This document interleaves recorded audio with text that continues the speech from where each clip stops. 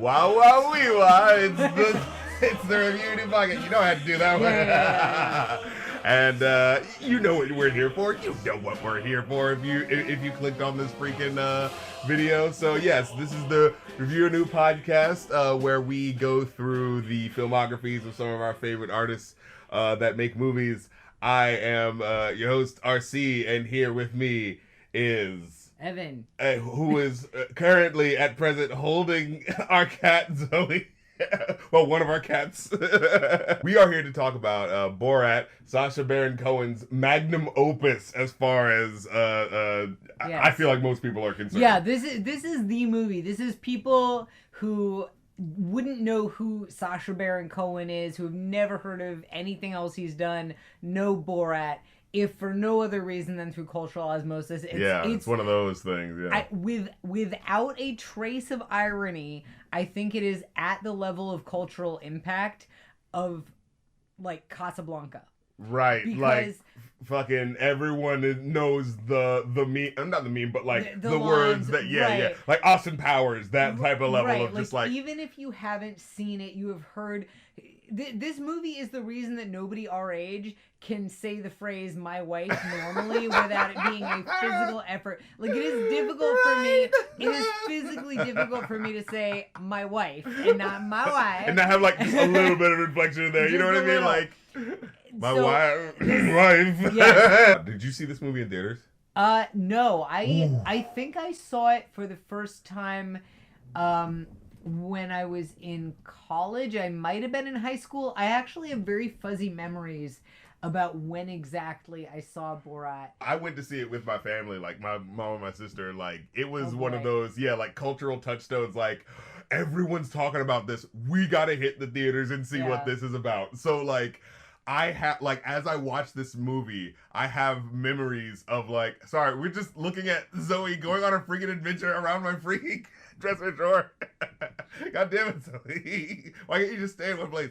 But yeah, I have specific memories of, like, being in the theater at, like remembering certain points of the theater where I'm like, oh, the reason why this still pops with me is because I remember, like, being a part of the audience, seeing this happening for the first time, like, oh my god, I can't believe this guy's doing that. Like, whoa, he's actually messing with these people in real life. You know what I'm saying? Like, seeing the actual events play out in real time, like, as an entire audience reacts with you. Like, there's something about that experience that, like, heightens the humor. Because, you know, everyone else is like on their edge, like, oh, what the fuck is gonna happen, you know? Now, when you saw it for the first time, had you already watched the LAG show? I don't believe I had watched it up to that point. So you didn't really know anything. Yeah, I think I came to it afterwards because I remember, because I think it was like Borat phenomenon hit fast. You came in fresh. It was like no, but I mean like when I saw it happening in front of me, it was like I didn't know who Borat was, and then it was like there was a 2-week period where it was like, hey, did you hear about this weird guy in this green mankini? And then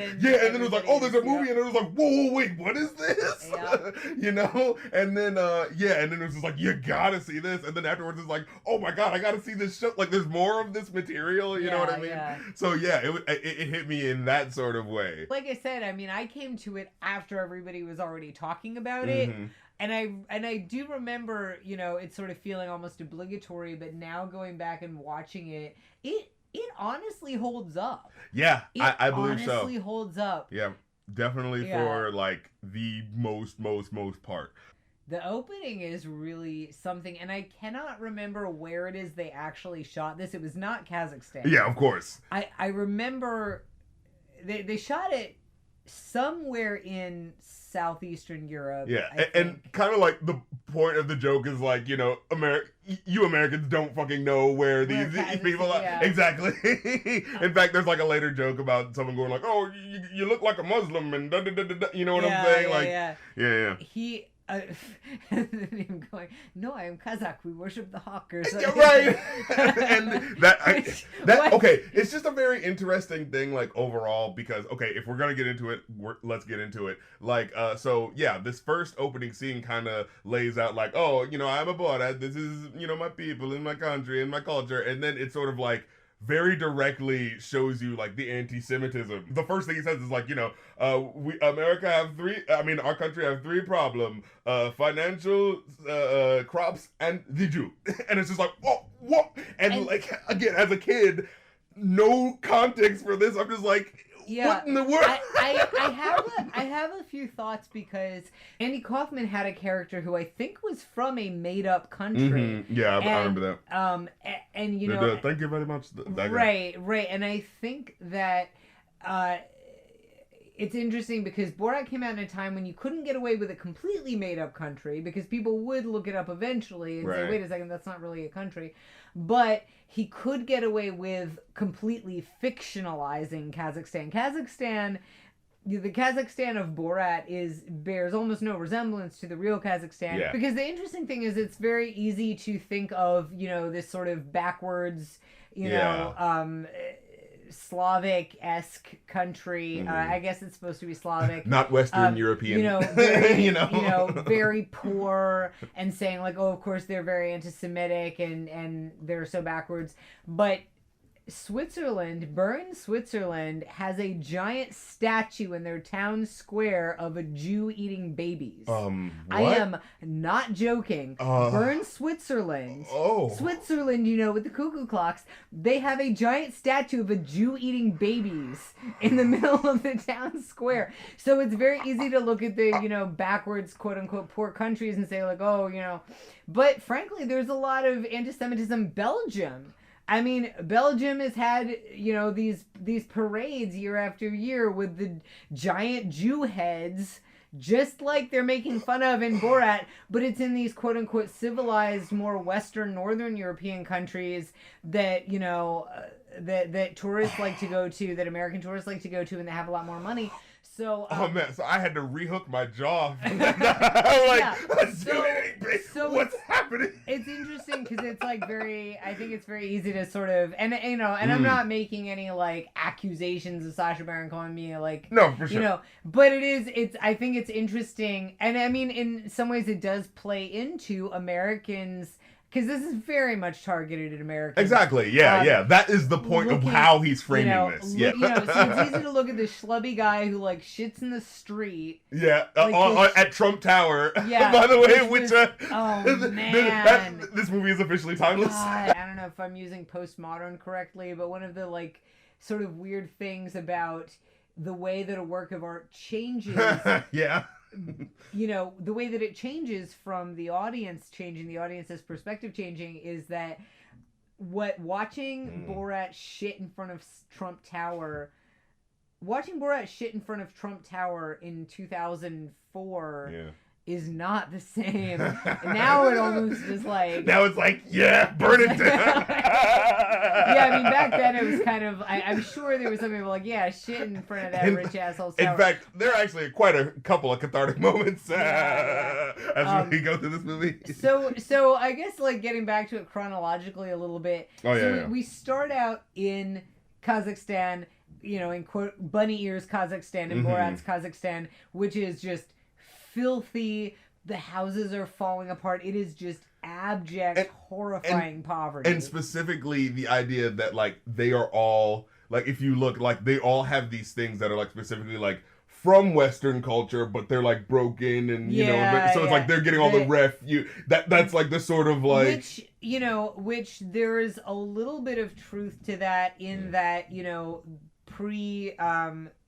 during the Cold War, during the Soviet era, East Germany and the Soviet Union and basically east of the wall countries did get stuff from the West a decade out of date or broken down. That was a thing.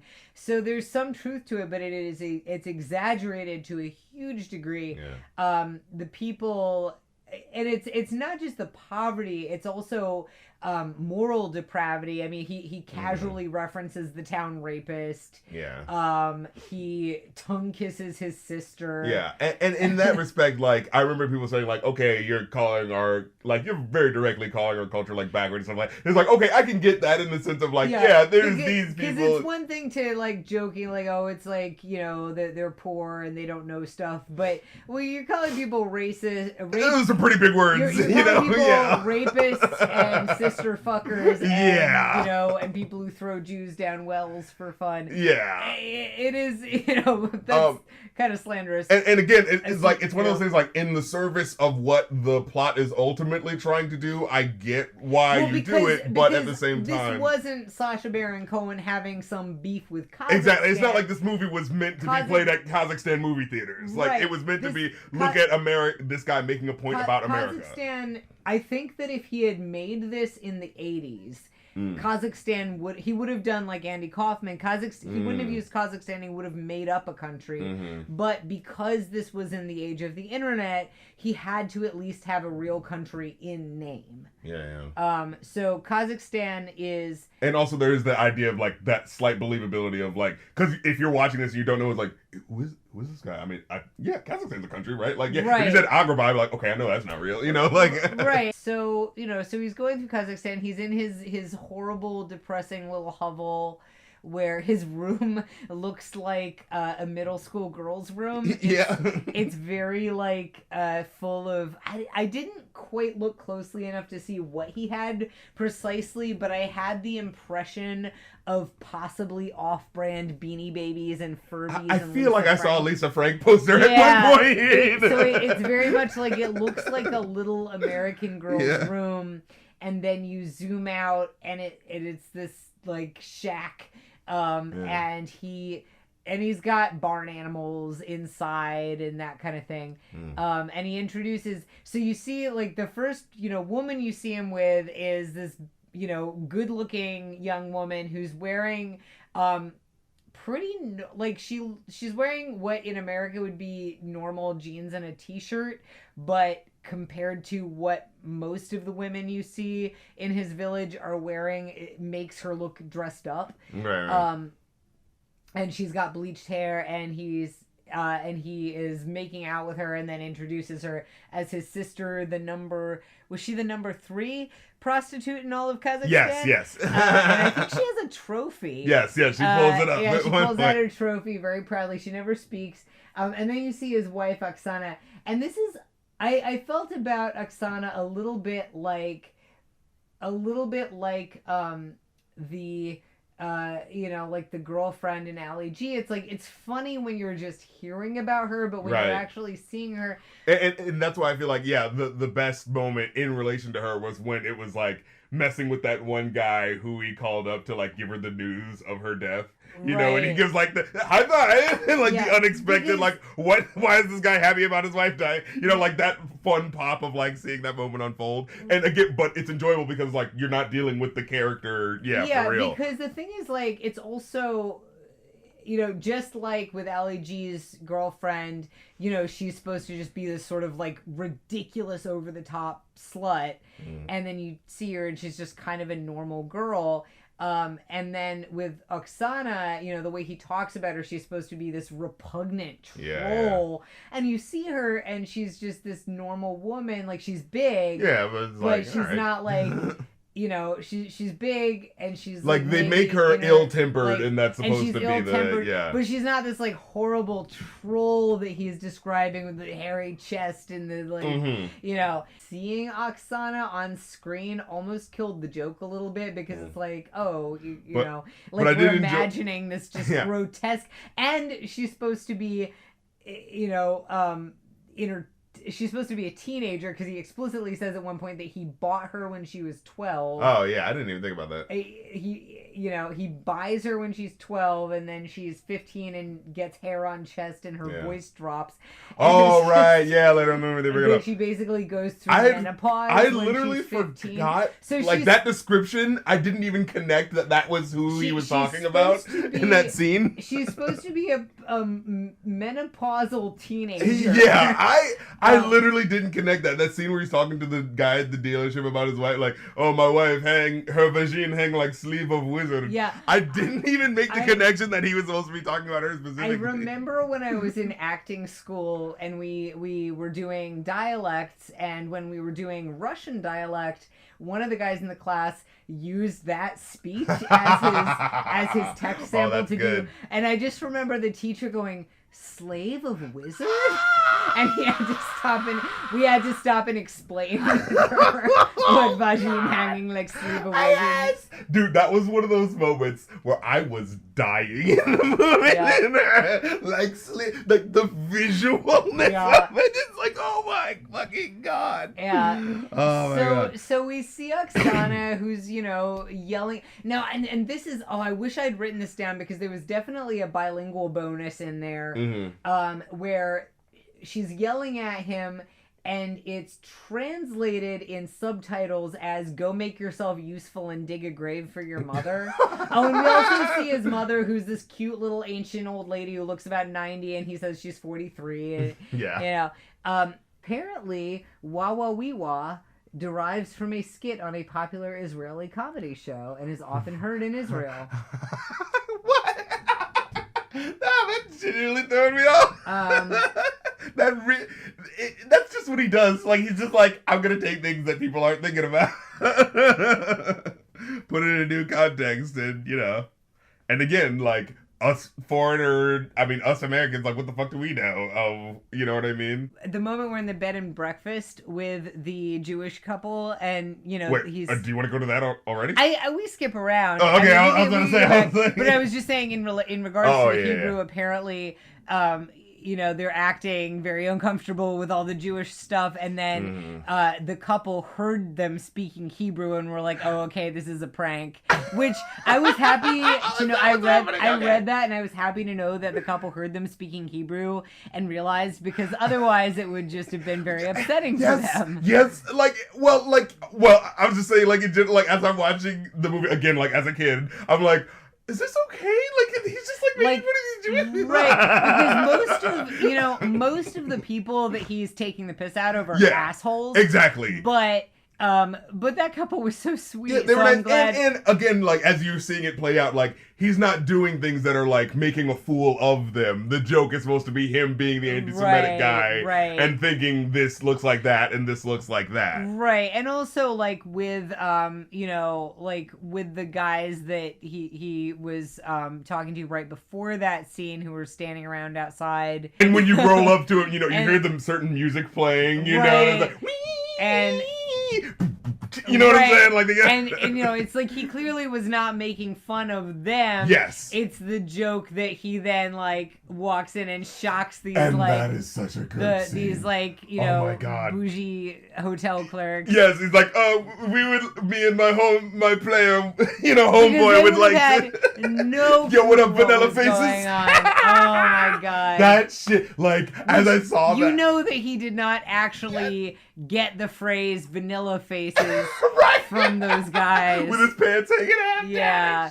Like, they specifically told him, don't have your entire butt hanging out. But the point is that, like, this foreign guy doesn't get it, doesn't understand the context. He thinks, like, is this what I do to be normal in America? Right. I think that is a funny kind of contrast to, like, the white, Southern Belle antebellum party, where it's like, and the phrase I specifically, like, not necessarily dropped my jaw, but just kind of made me go like, what? Like, when, like, they're just having, like, what to them is normal conversation, talking about Borat after he's left the room, and, he's talking about all these, like, very questionable things, as he does, because that's what the character does to get the jokes. And then, like, the one woman says, like, it wouldn't take much time for him to become properly Americanized. And I was like, what in the fuck kind of talk is that? Yeah. Who says that to your friend? Oh, hey, we just met this guy who's from East Germany, but if when he becomes acclimated, he'll become properly American. Yeah, who says that? Which, especially given that Borat, I don't think ever indicates that he's trying to move to America or become American. He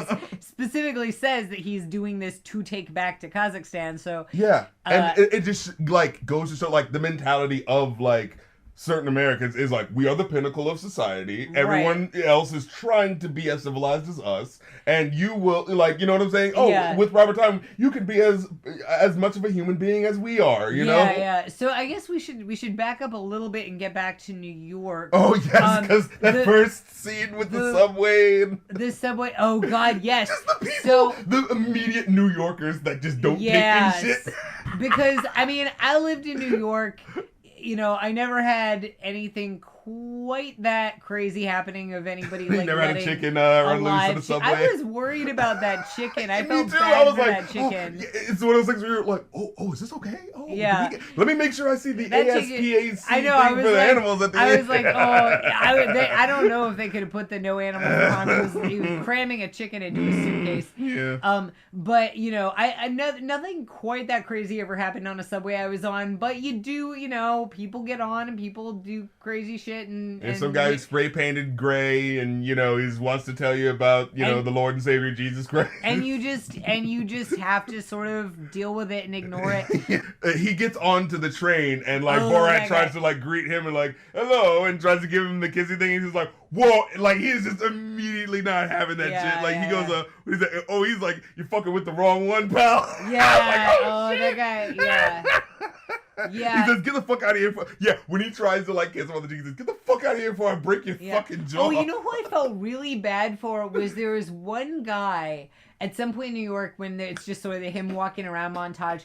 There was this guy that he started chasing, and this poor guy is just running full tilt, and I felt so bad for him. I specifically feel bad because I can't stop laughing. I mean, I hate that. I just could not help but put myself in his shoes because I could imagine. Right. Yeah, like some guy. And having to run away from somebody like trying to come up on me and I don't know what's happening. Yes. And like he was genuinely scared and just running his ass off and got this big fucking dude just running after you. In a all gray suit. I just felt so bad for him because honestly that guy could have like run into the street, got hit by a car. Well, see, and there's like a couple of shots where Borat is like literally just like running in the middle of a New York street with buses coming. I'm like you're just watching it like, like it kind of honestly kind of turns into a Jackass movie for a second. He's like, is he going to get hit by the fucking There cars? were some moments where I was like, you can tell that he wasn't all lawyered up yet at this point, because if he had a bunch of lawyers, they would not be letting him do this.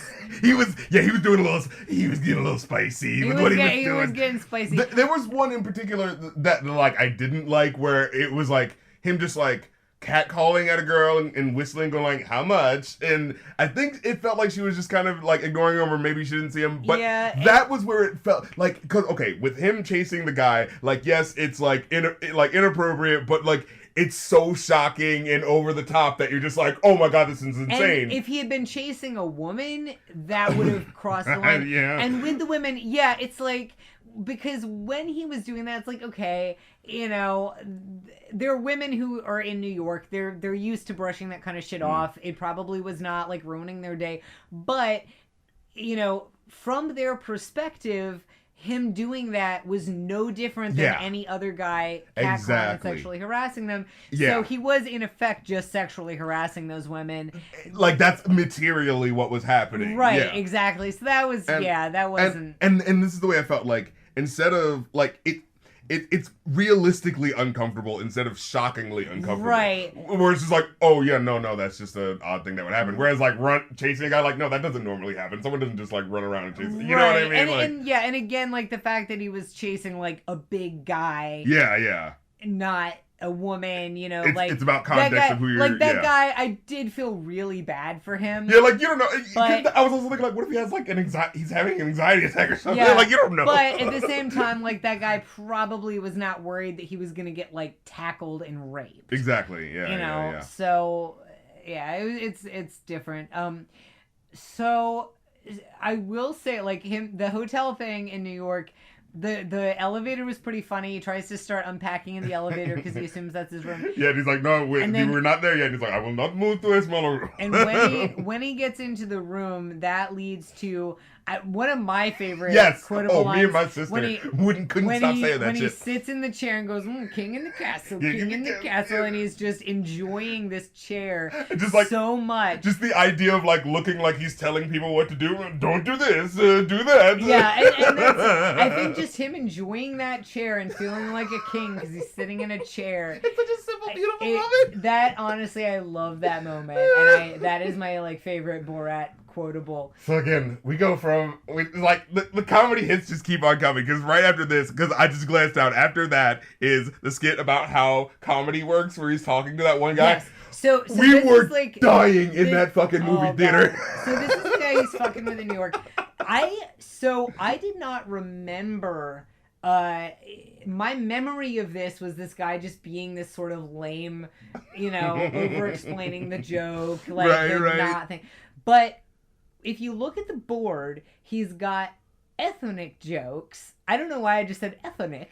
He's got ethnic. I'm having trouble saying the word ethnic for some reason. He's got ethnic jokes and dirty jokes listed next to each other, and they're sort of and I couldn't quite make it out. There's arrows from those two, and at first I thought it was going to be don't do these, and which I already kind of have a little bit of a problem with, because it's dirty jokes can be great as long as you're doing them in an appropriate context. It's all about the context. Whereas ethnic jokes are not really okay ever.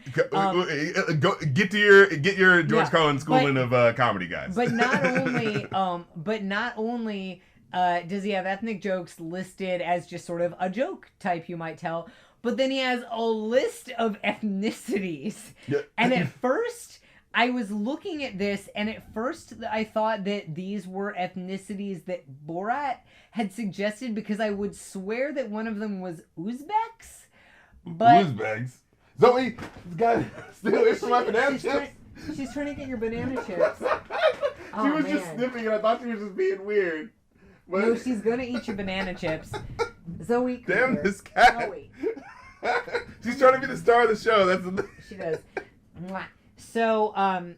So it was Asians, I think it said blacks as a noun. Asians, blacks, Polacks. But he's probably getting this from the joke book of naughty jokes. Who the fuck says Polak?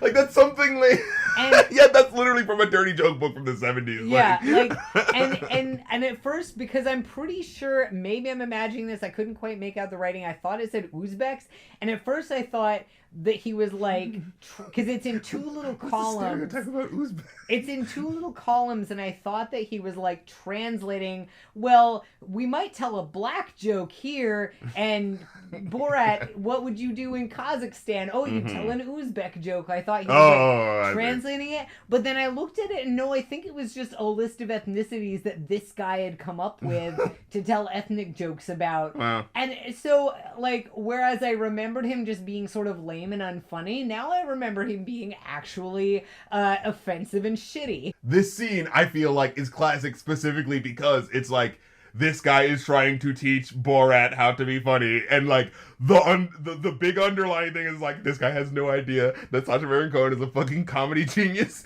and he's totally just joking on you this whole time. Oh, God. That's the big, you know what I'm saying?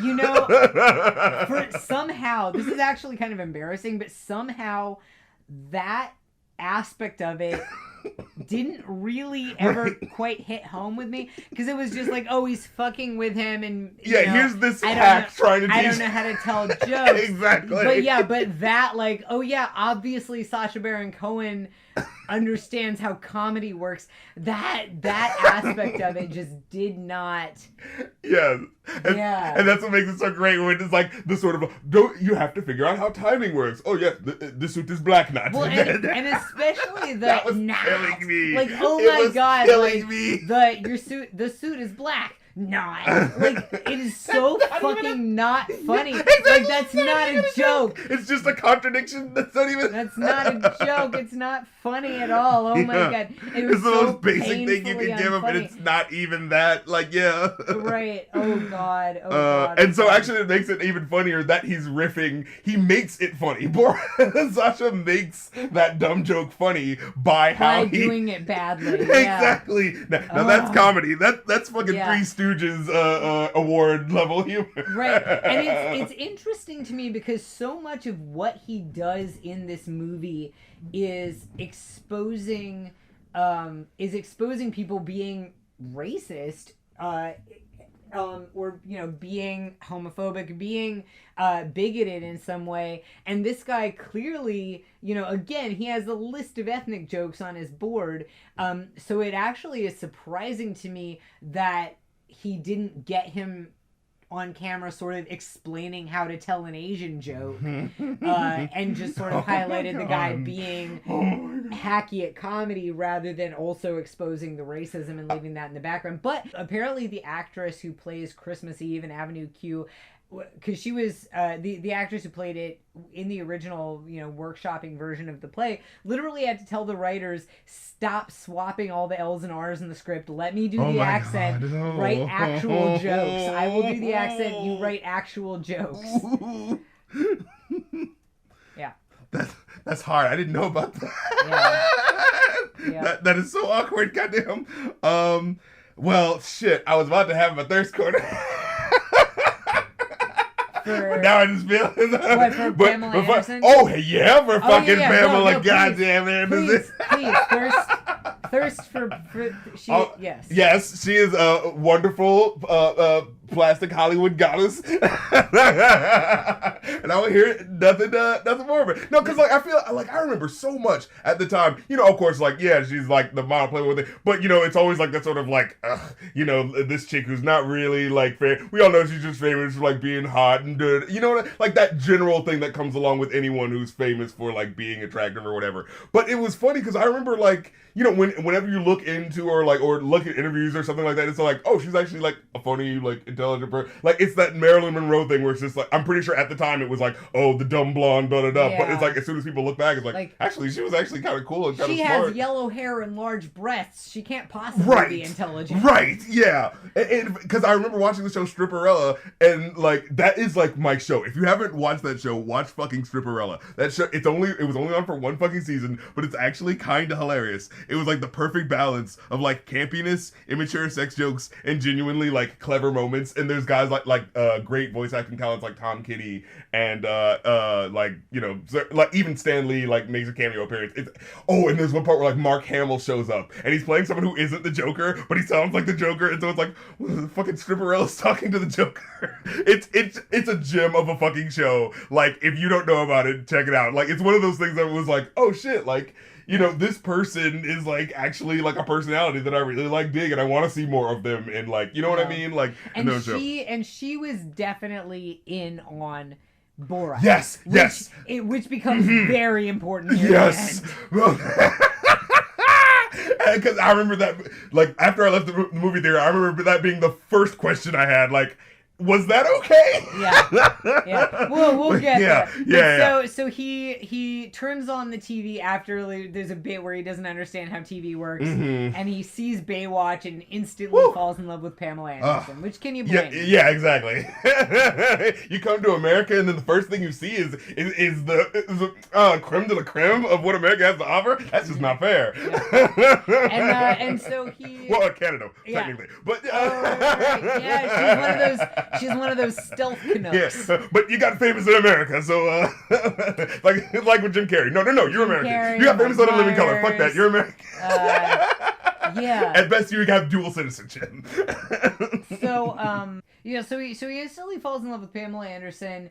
And I think, does he find out she's in California? Yeah. He asked those feminine. That's what that setup is. Right. He's going. I forgot that also happened in New York. He goes to interview a group of feminists, and of course the joke is that he's being horribly misogynistic. And he starts out women are not allowed in large groups unless they are in brothel or mass grave. Right. And it's And I didn't find that one as funny because, again, it's you're not exposing anybody's bigotry there. You're just being misogynistic in front of people towards women who've had to deal with people who are acting exactly how you're acting. And the thing is, these are a bunch of middle-aged white, presumably second wave feminists. There's shit you could get them for. Yeah. They're probably not the wokest. Right, for you sure. could probably expose some bigotry there if you wanted to. But just being really sexist and upsetting these feminists because you're being sexist was a little bit of low hanging. There's one part where you just listen up, pussycat, you need to smile a bit, and it's just that's just, like, and Well, that's when they just also, left. They were like, okay, at I'm one leaving. point, like, he clearly knows they're all women, and he's, like, Yeah. talking about, and then he calls one of them an old man, Yeah. even though the premise was he already knows they're women. Yeah, exactly. Yeah, so it it kind of messes was up the joke on its own. Yeah, yeah, like, I felt like that wasn't the funniest bit, but he finds out from the feminists that right. she She's in lives California. That's where it is. And I think at first he doesn't quite realize where California is, which I will say, people, broadly speaking, a lot of people outside of America genuinely don't understand American geography. I think we're all just like, can't be that big. Because Europe is like a relatively, like, countries in Europe are much smaller. For sure. They're basically states compared to, I lived in Italy for a little bit, and I remember I was getting a haircut in Italy, and the person cutting my hair was like, and I'm from the East Coast. I've always lived on the East Coast. I've never lived off the East Coast. And the person cutting my hair was like, "Oh, you're from America. I have a friend in California. Do you know them?" Like, no, That's not how it works. But it is like, I think they have or like, or I've heard like friends say, like, they had like European friends say, like, "Oh, well, I'm coming to New York, so while I'm in the country, I'll just pop over to California." Like, no, that's another flight. Like, so he very conveniently gets a telegram that Oksana has died. Yes. While walking his retarded Bilo. But which I am glad they set it up that he has a... Oh, right, because when he's talking to the comedy guy, he says, "Do you laugh at retarded people?" And he says, "But what if they have a very funny retardation?" Oh my God! And he talks about my brother Bilo, a very funny retardation, and he goes on about Bilo being, and I love how he doesn't explain. Yes, we keep him in a cage. It's just like he's in his cage, and it's just, or he doesn't even say that. He just says, and my sister, taunt him, and he shakes the bars of his cage, and he. It's just assumed that, of course, that's where you keep mentally challenged people. Right.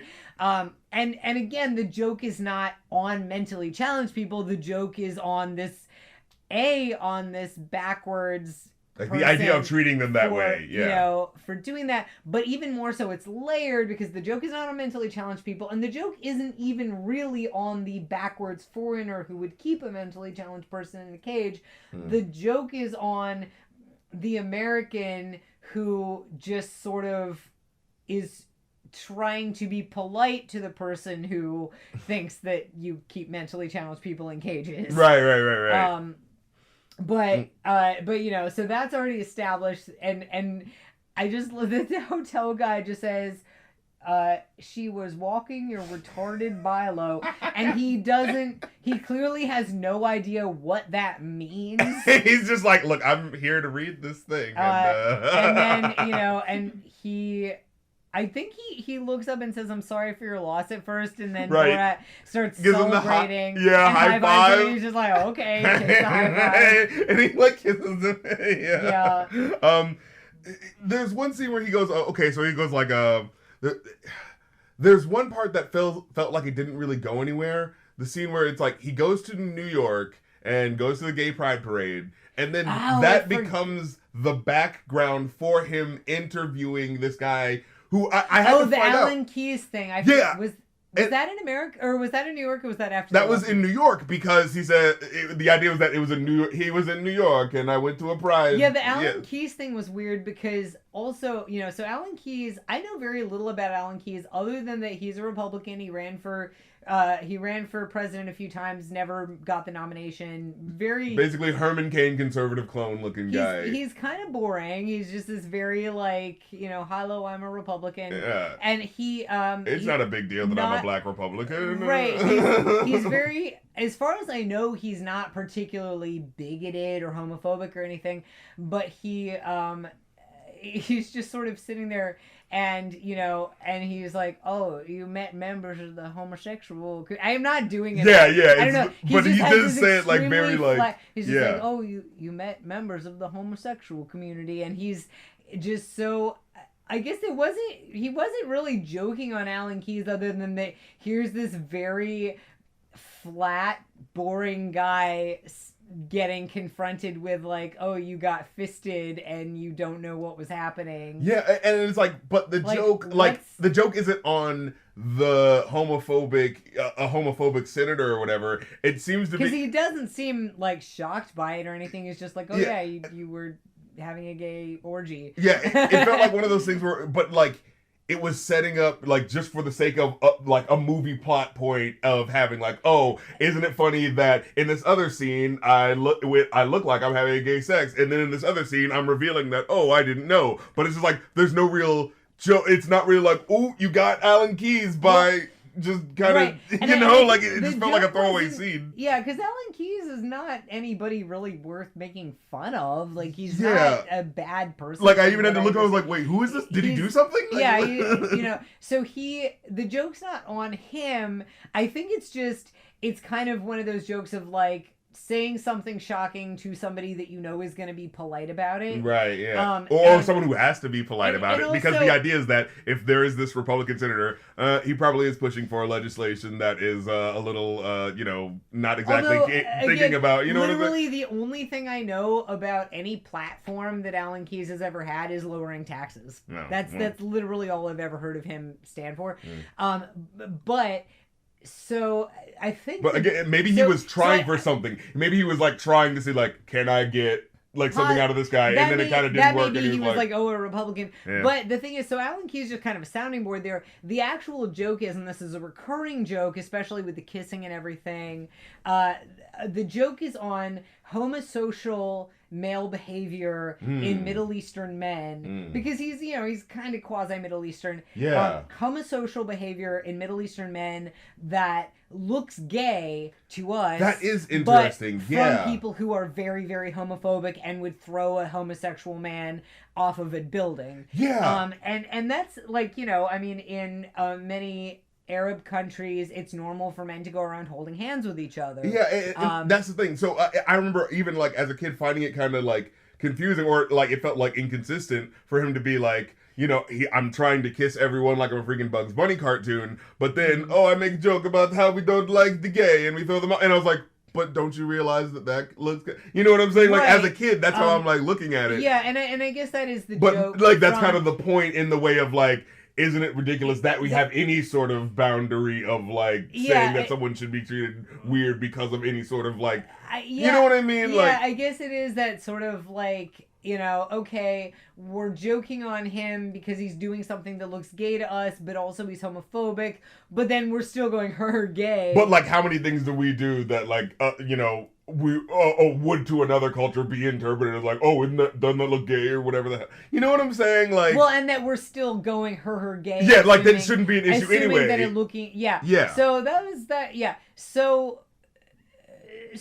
he basically, his wife conveniently dies, and that actually sets up, because sort of the initial impetus, the initial sort of setup of the movie is he's cultural learnings of America for make a benefit of glorious nation of Kazakhstan, or whatever the full title is. Yeah. He there's a little plot going on here. Yeah. Yeah. We've got the setup of he's going to America to learn about America and interview people to send back to Kazakhstan.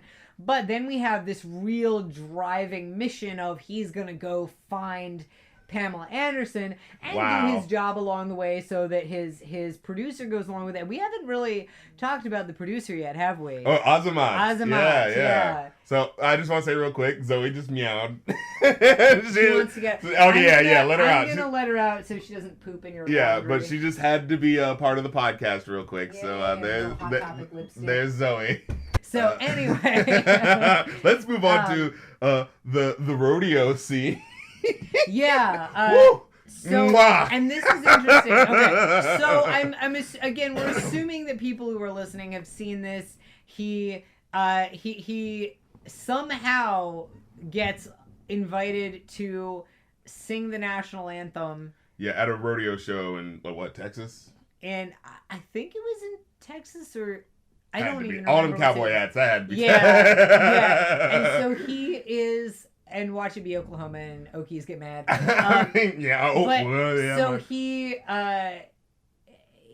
actually he starts out giving this little speech where he says... no, I want to remember before that. Go for it. Basically, the way the scene starts is like, because I remember I specifically noted it, because it starts with that really, fun sounding Southern guy just kind of talking really jovially, and but like immediately just talking about how like you need to shave that mustache. You look like one of them terrorists that we need to go hang and kill and da da da da da. And it's like, it's so that like cadence that I recognize as someone like who was born in the South and was around like older, white guy, like as I was listening to him talk, it just flashed me back to like, oh yeah, I remember that older white guy who thinks he's just being a fun, quirky guy, but no, you're actually being really disrespectful to these people, like by what you're saying, And also, he specifically is talking about his ethnic appearance, because he's not just saying mustaches, because there are guys at that rodeo with mustaches. Exactly. But if it's a red mustache, nobody's saying anything. Yeah, but you look a little brown, so... Right, he's specifically saying you look too ethnic and you'd better minimize that. Yeah, exactly. What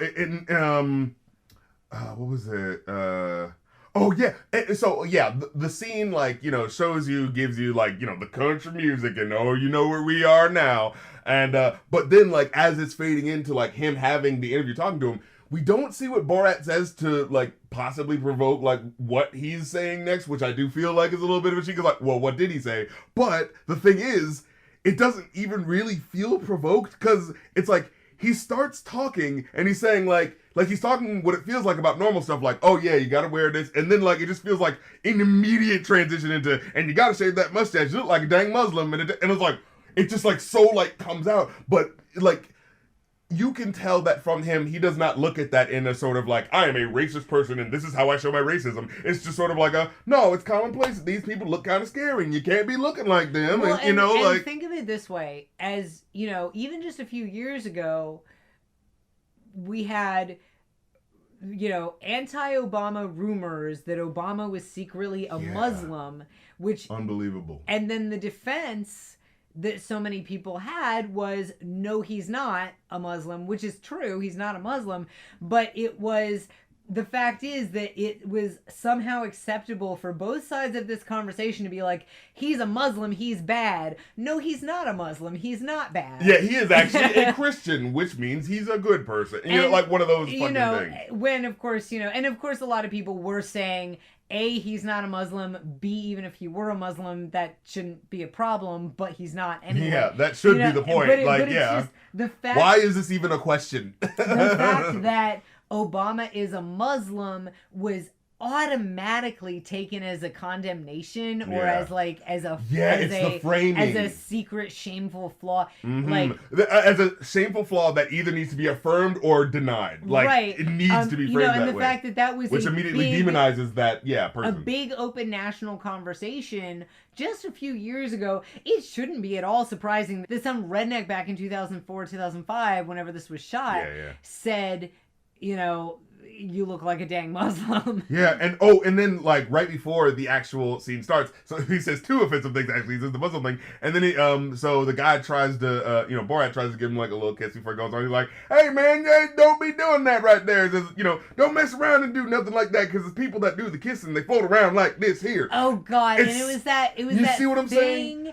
It was that thing that I have specifically only seen middle-aged straight white guys do, where they are imitating either gay men or women, and they do the little fucking T-Rex arms. Yeah, they float around like that there. And they do the little T-Rex arms and bounce their little T-Rex arms around, and that's either supposed to be a woman or a gay guy, and it's so fucking cringy. Yes. It's not even infuriating, it's embarrassing. It's literally embarrassing to watch. It's such a caricature of this is what the gay people are like, right? With the frilliness and it's right. It's even if you do the wrist thing, the wrist thing, it's when I think it was not Cameron Diaz.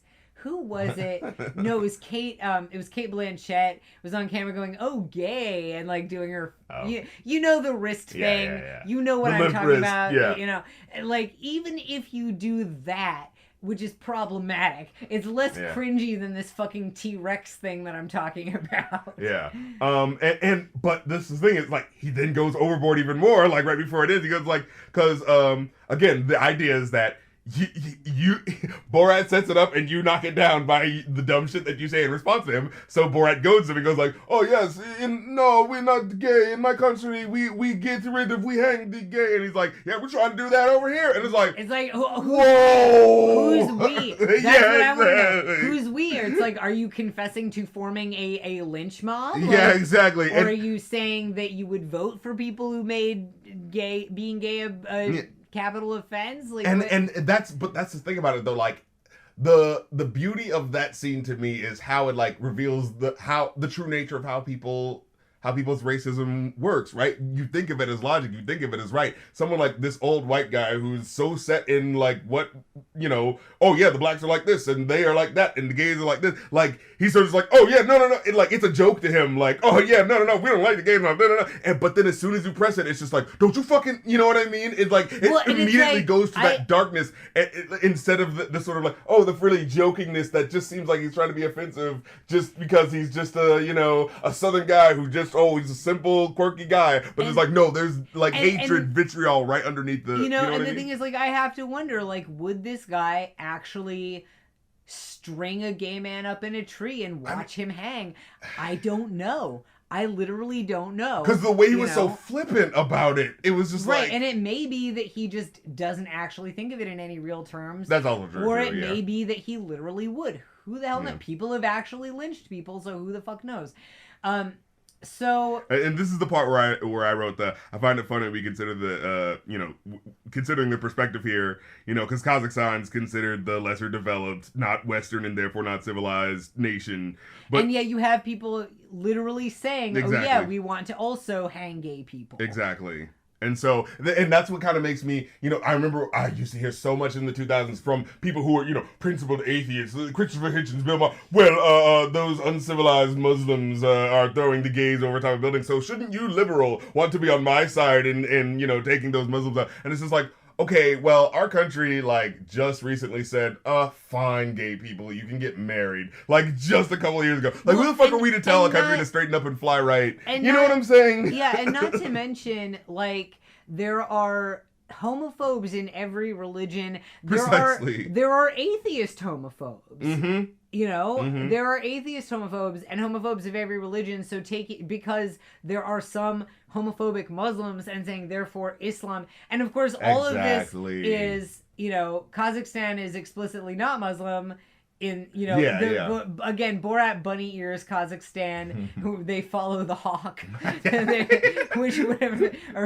so he's at this rodeo. Somehow he's gotten them to say, okay, you can say the national anthem, and he gets in there and he's doing this little speech, and he says something like, may George W. Bush drink the blood, rain down fire. May he drink the blood of every Iraqi man, woman, and child. And they are still cheering a little bit too much. And so this is interesting. This is interesting. And we have two versions of this that I've seen. Oh. And I don't know, and I think possibly the truth was somewhere in the middle. Possibly the truth is what's in Borat. Possibly. Okay. So I saw a news clip. Before Borat the movie came out, this was actually, after this actually happened, there was a news clip that was like, hey, this guy was supposed to sing the national anthem and he did this weird disruptive shit instead. And in the clip that appeared on the news, Borat says, may George Bush drink the blood of every man, woman, and child. And immediately the crowd starts, boo, no, boo. Wow. In Borat, in the movie, they are cheering when he says that. Okay. Sorry. They're cheering when he says that, and then they boo after he starts singing the supposed Kazakh national anthem to the tune of the Star Spangled Banner, where he's saying Kazakhstan is the greatest country in the world. All the other countries are run by little girls. Which the actual not the actual Kazakh national anthem, but the actual Borat Kazakh national anthem that they play at the end is kind of a banger. It's beautiful. It's Kazakhstan is the greatest country in the world. Yeah, Kazakhstan. All the other countries are run by little girls. Kazakhstan, #1 exporter of potassium. All the other countries have inferior potassium. It's so great. Yeah, Kazakhstan prostitute the cleanest in the world. Yeah. So wait, I want to play this clip, see what happens. Yeah. You can hear. So it's interesting because you could kind of hear for just a second while he's in the middle of seeing that, you could hear kind of a no or a boo. And I think they played that one guy that they cut to saying real loud to cover that up. So that may have been a fake edit. That may have actually been a fake edit, but maybe there were people cheering, who knows. What I do know is on the news they made it seem like everybody immediately started booing vociferously. I mean, it doesn't look like they're booing behind him. It doesn't look like it's you know what I'm saying? They got their hands cupped on their mouths, that may have been a bit of a cheat edit in Borat, actually, yeah. But, the way I think it's interesting about it, because, they have the quick cut where you don't really see how things end, and I remember learning that, they had to they had to break the fuck out, because, they might have been lynched that night, yeah. But, what I think is funny about that is that, the true story of, they had to fucking jet out immediately. But when you see how the actual, scene ends in that sort of, this bit's over, let's move on to the next bit, is so... I remember watching it in theaters, and it felt fucking poetic. When you see the cowboy on the fucking horse... falling with the billowingly huge American flag and just falling. Yes, that was really beautiful. Although the horse person in me is worried about the horse. True. Because horses are so weirdly delicate and they can get. So I hope the horse is okay. But that just the awkward falling down after that was so great. And again, it's one of those things where if you look back at it, you can tell it was a thing that they edited to be we need something that's a boom boom. To end the scene. It was a rim shot. Yeah. But at the same time, it's one of those things where it's it's beyond normal delivery of comedy, and that is it's this weird what did I write down? Oh yeah, it feels like they just happened to capture this completely non sequitur moment of the cowboy falling off the horse, but within the context of the film, it's a visual metaphor for the shame Americans felt as a whole after we were going through these wars that had no real purpose and no real, you know what I'm saying? That's what it kind of that's what it feels like the metaphor for after him singing the anthem and then just saying we all know America having the cowboy president at that time. You know what I'm saying? There's something sort of visual film language about what they were doing, especially with how distinct it looks with the huge billowing flag and following down. So I actually, speaking of visual metaphors, I just noticed right now, because we've got the still on, we've got this pause. He's wearing an American flag shirt and a black hat. Yeah, and he's wearing a villain hat and an American flag shirt. God damn it. Yeah. Well, I was also just thinking about the fact you're technically not even supposed to be wearing American flag. Oh yeah. Well, that's the thing too is all that American flag shit, American flag bikinis and American flag beach towels and all that's violating the flag code. You are disrespecting the American flag when you do that. But regardless, I just picked up on that he's basically saying America wears the black hat there. Ooh, film layers. Yeah. I remember watching the scene with the Jewish couple that they stay at, and I remember feeling of course, at first it feels oh yes, the joke's on them totally. The joke's on Borat, for being anti-Semitic. But then when it shows them as cockroaches, that was the moment where it felt like tipping slightly over to me into oh, I don't know. It's a little cringe. That was where it's if we feel the people who own the B&B are at least a little in on it. They know it's a prank. They can tell these guys are Jewish. Then it's okay. But, but it's if they weren't, if they were completely in the dark, then it would have been uncomfortable because it would have been oh, you're probably making these people feel really unsafe. Yeah, you know? the way I felt about it was, okay, yeah, when I saw the two cockroaches, I had the feeling of, like, okay, but are the people who hate these people, like, who hate Jewish people, and they're watching this, like, are they laughing at that in, like, you know what I'm saying? And it's sort of like, oh yeah, the scene showing them as the cockroaches was lit. You know what I'm saying? And that's a question, and that's actually like, this has been an issue with a lot of comedy that is trying to make fun of bigotry, is you have people who are genuinely bigoted who don't get the joke and think it's funny because of, you know, and then you have that sort of like, I think people have finally started to get over that shit. And everyone should be allowed to say every offensive thing ever. I got my politics from South Park. Specifically, there was this whole thing for a while of hipster racism or ironic quote-unquote racism, where there was like a period of a few years where a lot of sort of white hipsters had this idea that just saying something racist was automatically funny and also was supposed to automatically be ironic. Like, if it's a Seth MacFarlane fucking level of humor. Well, because the idea is, I'm a East Coast elite, whatever, I vote blue, I drink Pabst Blue Ribbon, therefore, you know, I couldn't possibly be really racist. Right. So when I say, I'm not going to actually say anything racist right now, but like, you know, so when I say, you know, Canadians have two separate parts like of Windex. their heads. Yeah, whatever. When I say Canadians smell like Windex, you know that I couldn't possibly really think that. So you're just supposed to appreciate that I'm being ironic and that I'm making fun of real racists, when in actuality you're literally just saying something racist. Yeah, you're materially just reproducing you know, and now people like Sacha Baron Cohen and like Stephen Colbert, who were doing actual satire.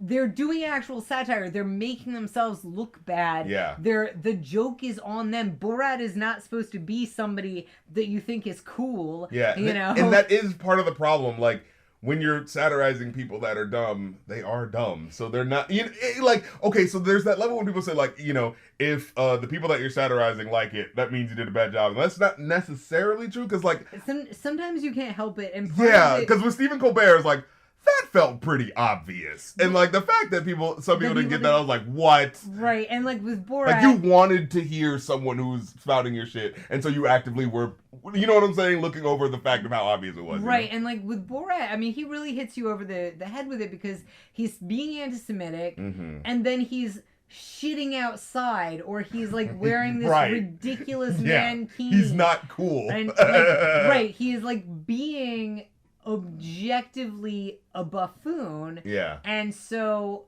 one would hope that you look at this buffoon and you hear him say women shouldn't be able to vote, or let's throw the Jew down the well, or let's hang gays, and you should go, oh, this is an opinion that buffoons have. And precisely. The thing that always is interesting to me, and we this is the dinner that takes place on Secession Drive. Yes. Ugh.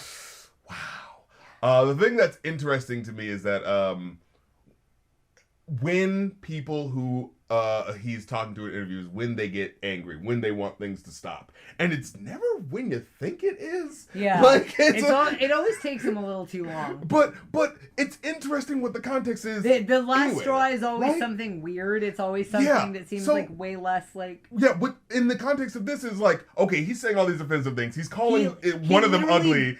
He brought a bag of shit into their dining room. He literally brought a bag of feces into their dining room, and then the lady goes and helps him and tells him how to wipe his butt, and I'm like, oh, that's fine. Okay. But when he brings a black woman in, like, and I like.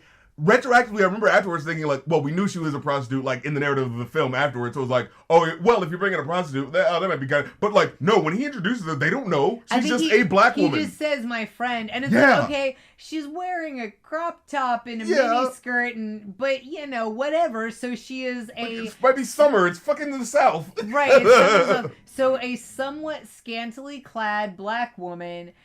He literally brought shit into the room, and this woman decides that telling a grown-ass man who's white telling a grown-ass white man how to wipe his own butt after he brought his own shit into the place where she eats. That's acceptable. Is more acceptable than a black woman in a crop top. In just being in the house. Just being like there. It was so fascinating how quickly they were just shutting shit down. And she was also like, the thing is, she didn't say anything. She didn't do anything yet. That's the thing. It's like if you had like a woman who was like another comedy actor coming in and also acting like Borat and being offensive. Yeah, I mean, she is a comedy actor. That's the thing. But she's she's Lunel. Was she an actress? Yeah. I didn't realize that. I didn't know if she was like actually a sex worker. Yeah, because I've seen her from other comedies. She did like Cat Williams and stuff like that. But so I knew who she was. But again, if she was like also acting over the top and like coming in, you know, do a striptease or whatever. Exactly. You know, she's just sitting there being completely sweet and polite, and that's the thing. Oh my God, that's what gets you, is that he's being so offensive and over the top, and they were like, oh, he's so charming and we can teach him how to blah blah blah. Yeah, we can civilize him. In being the sweetest ray of sunshine you could fucking imagine, and her being there is what makes them get mad and throw him out. That was insane. And it was so quick how they went from like, oh, you're shitting things? Well, we'll have to teach you how to do it. And then, when she shows up, it's just like, we were having a dinner party, but we don't know what's happening here. And her being sweet and polite, to live on people who fucking named their private drive Secession Drive. For Jesus fucking Christ's sake. She's being polite to them. Yeah. Yeah. Oh, and they're like, get out, we're calling the sheriff. Like, it was just it got, again, the things that like, this is what makes you mad? A black person? Well, maybe if she was serving you some tea, it would be okay for her to be in the house. And then they go and show him having just a fantastic time with her. It was afterwards. actually such a, that was such a breath of fresh air. A weirdly sweet moment of like, and you're still laughing because Sacha Baron Cohen is funny, so you're laughing at him being like, oh, you know, I don't know how to talk to this girl. You know, like you're laughing at the silly sweetness of him. Yeah, that was a really nice moment because you're seeing, and I've said this, you know, Borat is so cringy, and it's supposed to be cringy. It's cringe humor. It's supposed to make you uncomfortable, and yet that scene that immediately follows this stuffy, boring dinner party with these awful people, and then he goes to this bar, and Lunel's riding on a mechanical bull, and he's riding a mechanical bull, and they're drinking, and the people in the bar are dancing with them, and they're doing honky tonk, and they're having fun, and everybody's being nice and having a fun time and laughing with them. And it's like, it was really, and this is, I think, about midway through the movie. I think this is like about halfway through the movie. And it was very nice to get, because I think it's the only scene that is, until the end, it's the only scene that is pleasant, and it was, I think, very strategic that you've been cringing and cringing and cringing, and you get this moment of just getting to watch Borat have fun with nice people for just a few minutes. And of course it's supposed to be like, you know, like within the context of the movie, it's supposed to be like, and here is, you know, we got to give you a little bit of a romance, something like going on, but it is nice how it is incorporated in that nice way. A little bit of a romance, and then also just like, yeah, but it gives the audience a break. Structurally, it gives the audience an emotional break. And then after that, he goes to her house, which her house is the cutest fucking house. I love her house so much. I love the lawn decorations and the porch decorations. Oh my God, she has the cutest little house. And so he drops her off at the door. And it's also nice. It's like, she's like, it's very also nice that this woman who's, you know, presented as a sex worker, and she's just got this nice, cute little house, and she's a nice person, and she's polite, and she's professional. You don't feel like she's being played as a joke. Right. It's like, it's not like she lives in some skeevy, weird den. And, you know, and he drops her off, and it's like, you know, he's dropping her off at her door after a nice date, and he's like, you know, my heart belongs to someone else, and she's like, oh, okay, that's fine. Right, You know, and it's just such a sweet moment, and then we get back to the cringe. Look, we get back to the cringe. Oh boy, the Civil War Museum. No, this isn't cringe. This is beautiful. So we go to the little Wait, are you telling me the antique shop? Yeah, because it's right after that. it happens right after that. It's an antique shop. That's It's an antique shop, but outside it says Civil War Museum. Oh, it does say that? It calls itself a little museum, and you go inside, it says, we're just protecting our heritage. That's what it says. That's really weird. I somehow missed that it was a museum, and I thought it was just an antique shop where they were selling a bunch of... Because it just kind of looks... Yeah, when you go in, it just like... But you have to pay attention to what it says right outside, because, like... The idea is that they are framing this a certain way. Like, we feel that this is history, and you need to respect this history. So this is, us protecting our heritage by keeping all these, fucking Mantan Moreland, goddamn blackface figurines from the 1910s or whatever the fuck they have. And also, like, the thing that is so infuriating about that is that kind of thing should be in museums in a particular context where it's like, here's this horrible thing. Yeah. Here's what was going on. Here's why that was so particularly horrible. Here's what this was about. Here are the real people who were affected by that. Like, that shit, this shit does need to be in museums.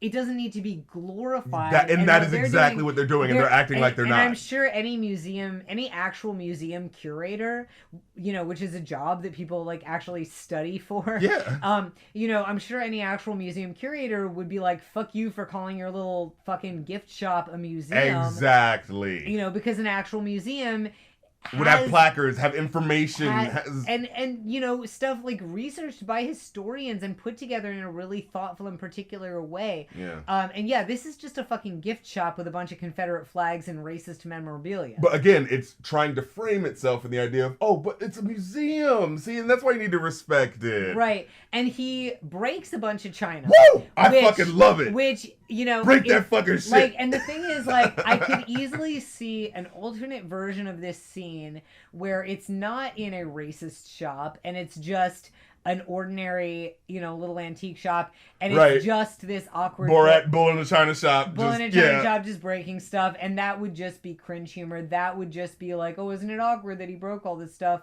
And that would have just been lame. But the fact is, here he is smashing and destroying a bunch of Confederate memorabilia, but under the guise of him being just this bumbling, awkward idiot. I love it. It is beautiful. It is good. And then it ends up being like, God, what is all this? And then it's like, oh, he's got to pay for all this. And it's like, what, $100 or something? It's like $250. It's like all of that shit amounted to like just so cheap. Bitch, no one's gonna buy that fucking bullshit. But yeah, I wanted to fucking blast some goddamn new metal when I was here. Some fucking ignorant shit. Some fucking I was like, fucking tear it down. There was one part where he's like, flailing all around, and there's a part where like there's a vase or a lamp or something that's bumping, and it looks like it's about to fall on his head, but it just like happens to catch like the guy's arm and falls to the side, and I was I was worried for his safety. Like you said, there were a few parts of this movie that teetered into jackass territory. This man sacrificed for his art. Yeah. So oh my God, that was woo. We forgot to mention, but early on, he's already in love with Pamela Anderson. I feel like they must have set this up where they provided the book. Yeah, definitely. Because otherwise it would have been too much of a coincidence. But they're at this yard sale outside of a big suburban house and poking through stuff.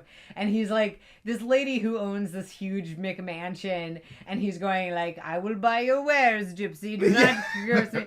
Do not try to trick me. And he sweat on the eyes of your child that you right.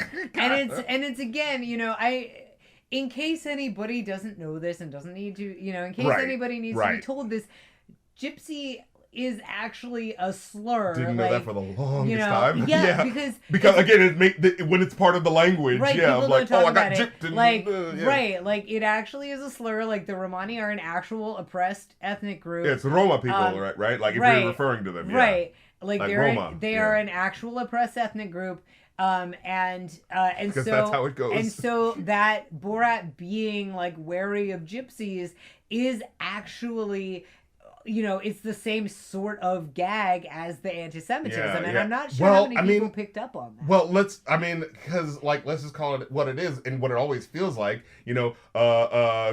a group of people living within a certain country, or people who are from a certain country, has another group of people that are from outside of their country come in, and, well, you guys are doing things a certain way, and we don't like that you're doing that, so it's your fault if things are going bad, and it's such a fucking universal goddamn thing. Like, we watched Fiddler on the Roof recently. Yeah. Yes, we did. Yeah. And it was quite the film to watch right before watching Borat. Because, literally, the last time I'd watched Fiddler on the Roof was, like, as a kid, right? Yeah, and, I just, we and watched this time we watched it with a bunch of Jews. Exactly. Well, by a bunch, I mean me and my wife. But at the same time, it was such, it was a really, revealing experience, because as a kid, I remember seeing the scene where they're dancing all in the bar and all that sort of stuff. I got no context. It just seems like, hey, things are going good. But then I remember you telling me, my wife and I are sitting there like, oh god, yeah, those are the Russian soldiers that are gonna fucking fuck shit up later at the pogrom. And it's so getting the extra added context of what, these sons of bitches, you're chilling with these people, you're all cool, knowing that you're you're treating them like trash, or Chava is falling in love with the Gentile Russian boy, and her father disowning her over it, without context. It's just, he's being mean. As a kid, that's how I felt. Yeah, he's being mean, and he doesn't have an open mind, and he just blah blah blah. But it's like, okay, but imagine your daughter comes home with the son of the KKK Grand Wizard. Right. And maybe he's a nice kid, maybe he doesn't approve. But just imagine your initial reaction when your daughter comes home with the son of the Grand Wizard. Yeah, and also with the added context of what was happening before that in the movie. That is a beautiful film that you should watch. But the point is, seeing that film and then having all the added context, and then going to see a movie like Borat, which is this is the manifestation of all that bigotry in terms of literally, I watched Fiddler on the Roof and got to see this poor person's story of look, we just don't want to be fucking bothered. We're just doing our goddamn thing. And then it's and then you see how, different dominant cultures like to treat other people through the framing of this movie and how they treat them. They're all of our problems. If we just got rid of them, if we just got rid of this. And the Roma are villainized for basically a lot of the same reasons. Yeah, if you watch Carmen, Jews are, it's very for see the a similarities. lot of the same reasons the Jews are, because you've got a group of people who have a different culture than the dominant culture, who don't tend to own land in the Jews' case because we weren't allowed to, but don't own land, are barred from a lot of professions, are different, and have to do looked down upon professions in order to survive, like banking in the case of the Jews, and money lending, or tinkering, mending pots and pans and things like that, are forced to do things like that. And then it's you're not trustworthy and you're money grubbing. Yeah, and then it's always, the Jews do this, the Jews do that. It's you literally didn't give me an option but to do this, and now you're stereotyping me for doing this. It's what the fuck? Right. So I'm not sure how many people actually picked up on the stuff that the gypsy stuff in Borat is similar to the throw the Jew down the well stuff. I think it's it was slightly more downplayed. I think if you watch the show, you might pick up on it better. But it's not played up on as much, where again it feels I guess in America we don't have as much of the context of specifically hating Roma people. Right. Because they haven't invaded our land or whatever. Well, yeah, because there are Roma people but in not America, in the same, but it's not the same culturally. We don't have anything culturally that we can demonize them for in America right now. I have known, I've had friends who've said they've talked to European people who are oh yeah, I hate them. I hate them. They're thieves and blah blah blah. Just openly saying that. The Mexican people of America, in the sense of in some ways, actually they're treated a lot of the ways that undocumented immigrants are. So anyway, all around the world, it's the same song. Racism and pogroms. But so he gets this booklet of Pamela Anderson from the yard sale, and fast forward, he comes out of the shower and finds, or comes out of the bath, actually. He's been taking a very luxurious bath. And he finds his producer jerking off in bed to... It's weird, actually. It's he's not necessarily... It doesn't look like he's looking at it and jerking off. He's using it to cover his junk while he's jerking off. And Borat, he's naked. He's just gotten out of the bath. And he's just furiously yeah. leaps on his producer, and they start wrestling naked. Woo! And oh god, like the part that really made me cringe is the nipple biting. He's like biting. Yes! I'm sure he was not actually biting his nipple, but he pretends to bite his nipple, and he's like biting his nipple really hard. Oh my god. And then of course, the worst part is he ends up with his ass in the producer, who's a very large man and very hairy. Oh my and he God. ends up with his face right in the guy's ass crack, which is very hairy. This man. Very hairy ass Give crack. this man his fucking award. Oh my god. And I read an interview with Sacha Baron Cohen where he was like, he had not showered. Like, Here's the thing, to me, if I was doing this scene and I knew it was going to happen and I was in Sacha Baron Cohen's position, I would have been like, all right, man, you were going to wax that thing, you were going to wash it, you were going to douche, you were going to make it so clean I could eat it, like, you were going to do, porn prep for this. Right. You're gonna it's gonna be washed and it is gonna be lemony fresh. But no, he apparently had not showered for weeks, and he's got this dank, hairy ass crack. And God, oh my God, the method actor. I'm about to gag. So poor Sacha Baron Cohen had his face in there, and he's like, I couldn't breathe. I couldn't breathe. And there was a point where he was like, I'm gonna either have to inhale this guy's ass crack, or I'm gonna die. And so he just inhales direct, and oh god. And I didn't read that interview until after I had watched Borat the first time, and so now going back and watching that scene with that information in my mind, oh my god. So this fight scene, there's a part where he literally takes the camera and hits Azamat with it, which is a great, just like little, like, just making a movie, breaking the fourth wall sort of. Yeah. And then they wrestle and chase their way down the hall and break. They go into the elevator. They go into the elevator, which is a great little mini gag because it's like they're fighting, and then they get in the elevator and they're like, oh, we have to be all proper. Yeah. And it's just panning around to everyone, and it's like, what in the fuck? And then they bust out into the ballroom, and there's some kind of big formal dinner going on. I saw it said the mortgage broker's annual meeting. Yeah, so there's like a big formal dinner going on, and they in the ballroom, and they're just crashing through naked. Oh my lord! And like immediately personnel are like, get the fuck. But it was just, and apparently I remember reading something about like these are like basically some of the people responsible for what would eventually be like what would happen with the Wall Street crash and shit like that. Mm-hmm. Like these are those people, so it's just like shoving two naked guys wrestling in their face for no fucking reason, just to fuck with them, but yeah, I do absolutely love that moment in the elevator where it's like you think everyone else has gotten off, and then like the camera slowly pans and you see one guy who looks just like red and just like furious, just like, I just want this I didn't ask for this shit. Yeah. Oh my god. But yeah, just the fact that they're like, they act all calm and cool, and then when they get out the elevator, that's such a great Looney Tunes moment, moment. Yeah, and that's what separates it from something where it's just the gag aspect. Right. It's the heightening of the joke. It's not just the shock value of wrestling naked in public.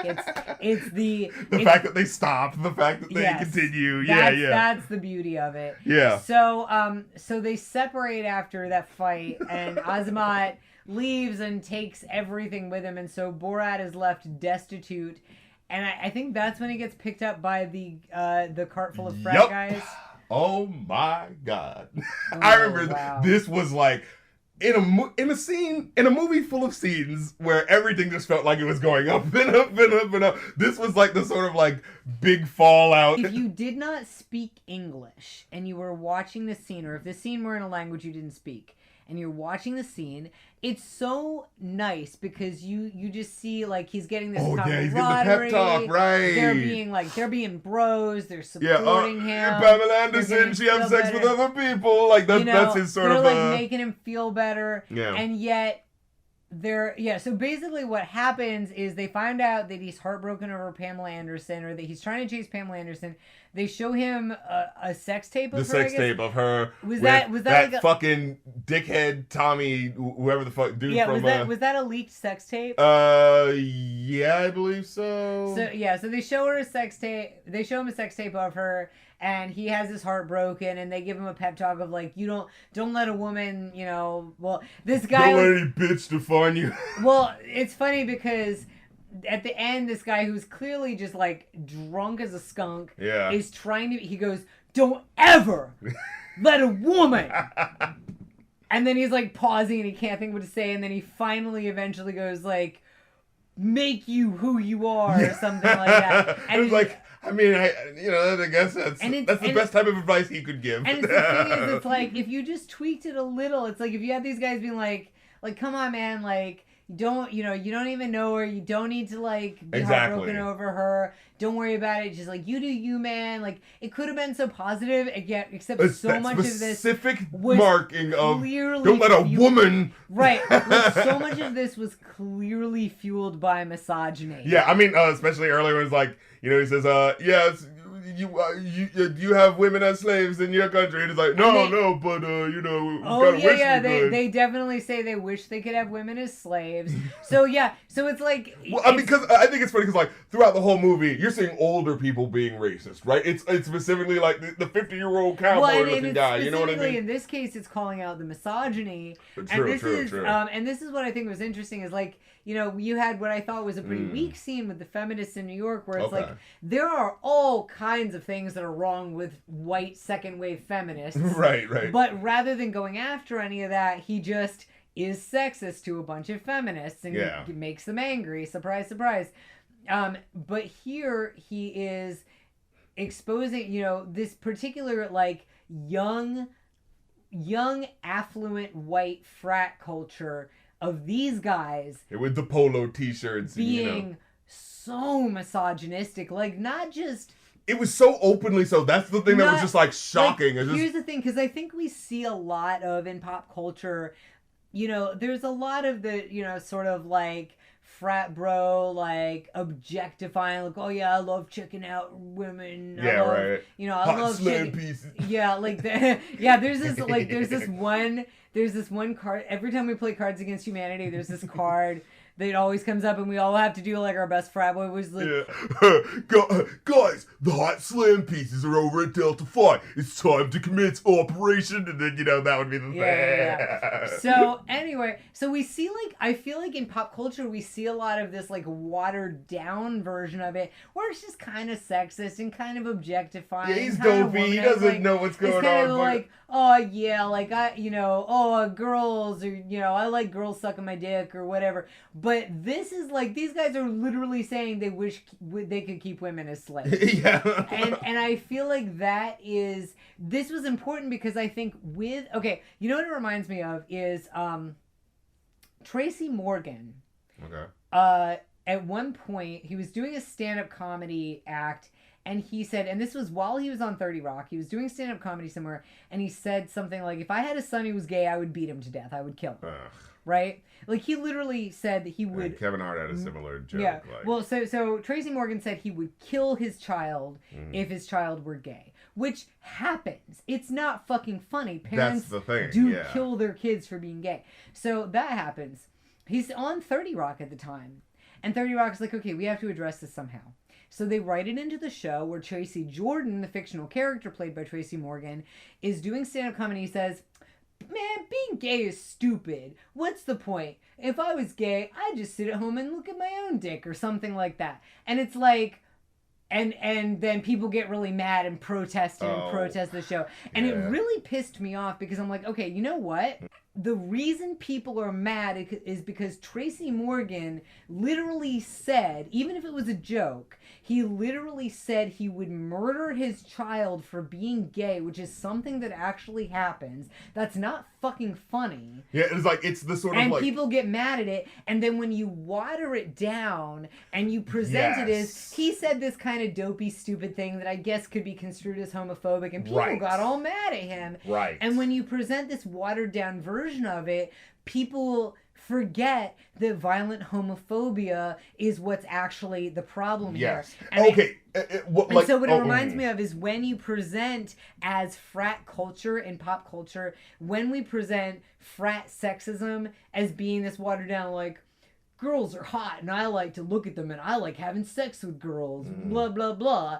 When you present that watered down version and say, and then feminists get all mad at frat boys. Yeah. When I think it's so important to show the actual shit that people are upset about, and that's what he does here. Yeah, and because I think I was actually talking, so like, you know, in the 90s, there's like all these comedy movies where they'll have, like, comedy movies obviously written by white guys, where they'll have a black character who's like, oh, angry about racial injustice. But when, like, you actually listen to, like, what they wrote, it's like them obviously, like, it's obviously written by a white guy who doesn't really know what the issues are. So he's just making this black guy going into hysterics over nothing. Right. It's always like, you know, they've always got, like, Chris Rock being like, oh, why's that lamp gotta be black? Exactly, yeah. Oh, yeah, and Jay and Silent Bob, yeah, where it's just like, Sesame Street didn't have enough black people on it or something like that. Even though, again, like, Sesame Street was made for more urban audience, but... And then it's, by doing that, even though it's supposed to be...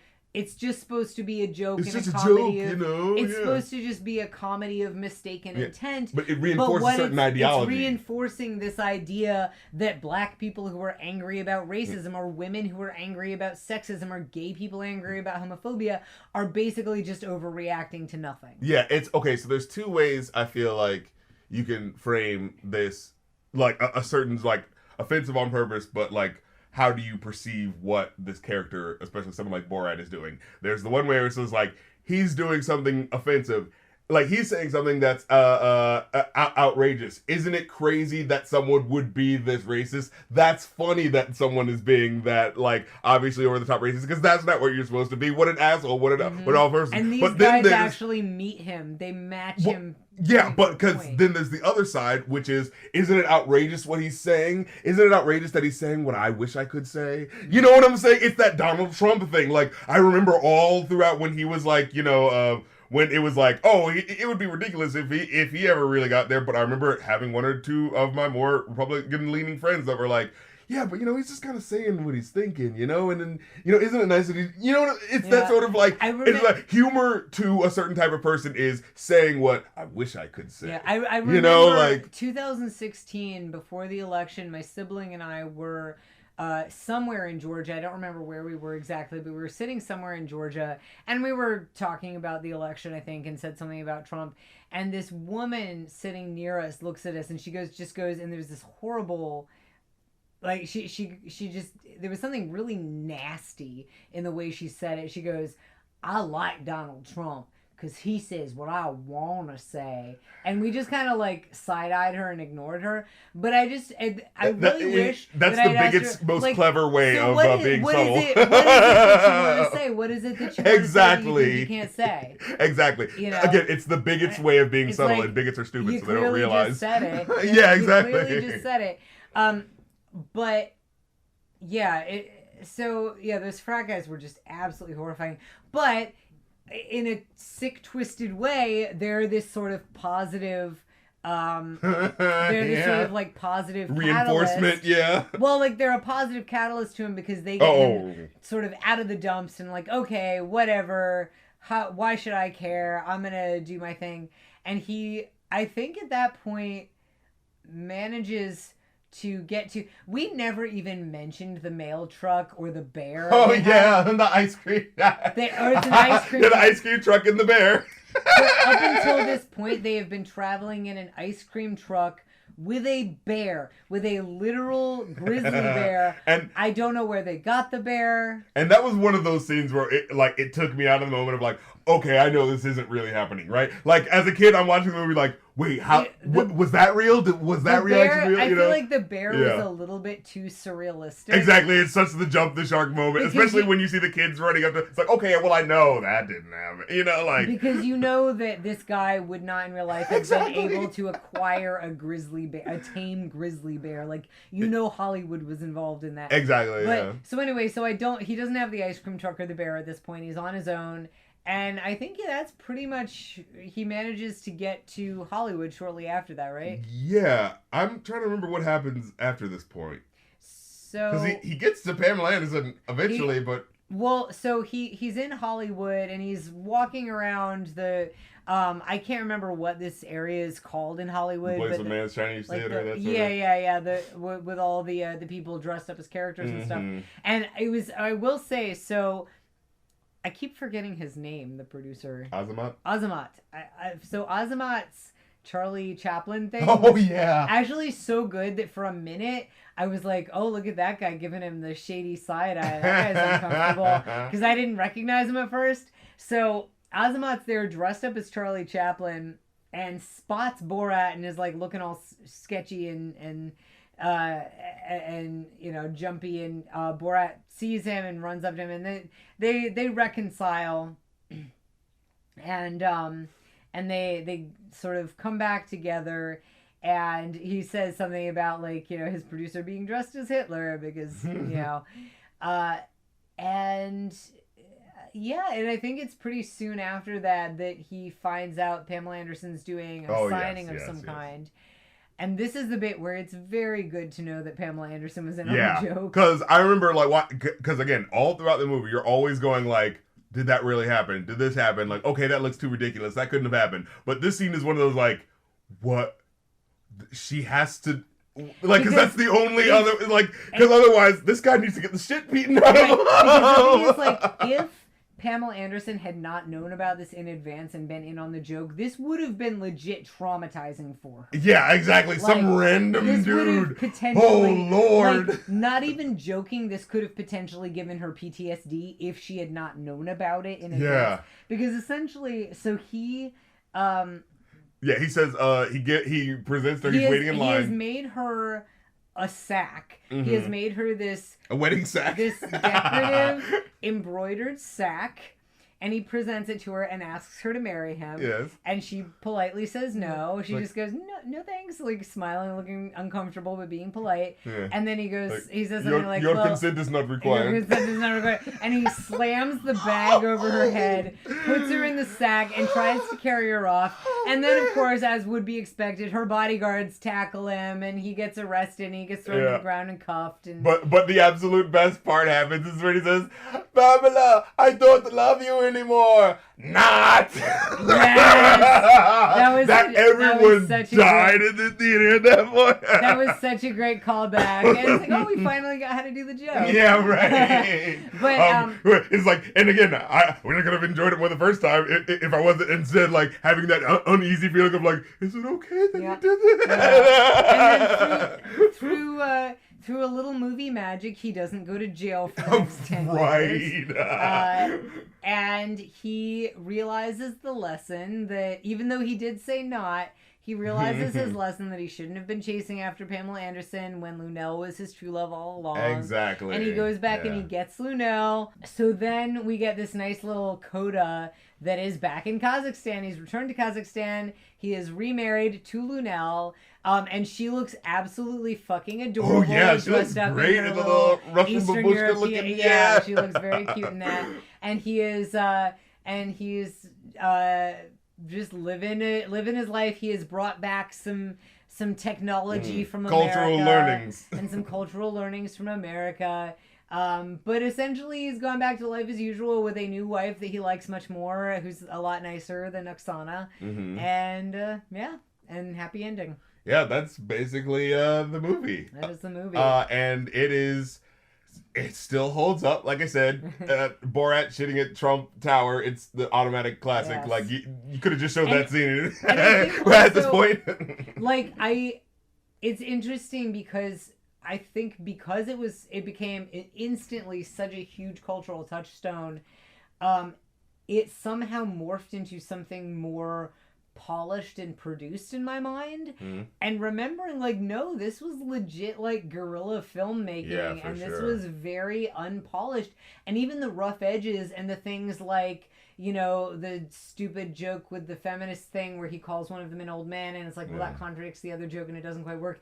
Like, having those moments that don't work in a way just makes it all the better, because it's like, yeah, this was this thing that miraculously pulling this together. came Yeah. I remember somebody said like every movie is a miracle. You know, like just being able to every put movie something is together. a miracle, and this movie is a particular miracle. Yeah, exactly. It is something, honestly, maybe like a type of movie like most people don't really see. Like the only parallel to this would be a Jackass type of movie where there is no real narrative, but like you are watching to see like, oh, what's gonna happen? But this is like, and this has a narrative, while also being improvised, and it also has a point. Like it's not just random, you know? Right. It's not just there to be funny, and it's interesting because I guess technically this was Sacha Baron Cohen's sophomore effort because you had Ali G into House first, but because it was so different and it was the first of its kind, it was the first movie that he was doing with that Ali G show style interview format.